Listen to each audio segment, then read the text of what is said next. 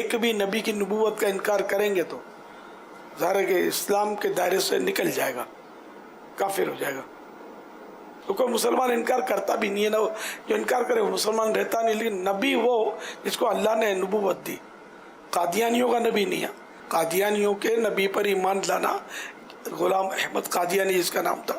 اس کو کوئی اگر نبی مانتا تو کافر ہو جائے گا۔ پیارے آقا صلی اللہ تعالیٰ علیہ وآلہ وسلم، محمد الرسول اللہ صلی اللہ تعالیٰ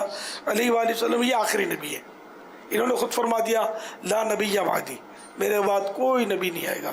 تو اب یہ کہ کوئی نبی ان کے بعد نہیں ہے، تو اس لیے اب کسی اور کو نبی کے بعد اس کو نبوت ملی یا اس کو نبوت ملی یا نبوت کسی کو بھی مل سکتی ہے، یہ بھی عقیدہ رکھے گا تو اسلام سے نکل جائے گا، کافر ہو جائے گا۔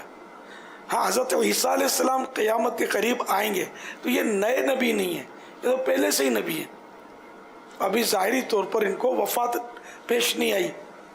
تو یہ قیامت کے قریب آئیں گے، لیکن یہ انجیل مقدس کی تعلیمات عام نہیں کریں گے، یہ قرآن کریم کی تعلیمات عام کریں گے، اور بطور امتی سرکار صلی اللہ تعالیٰ علیہ وآلہ وسلم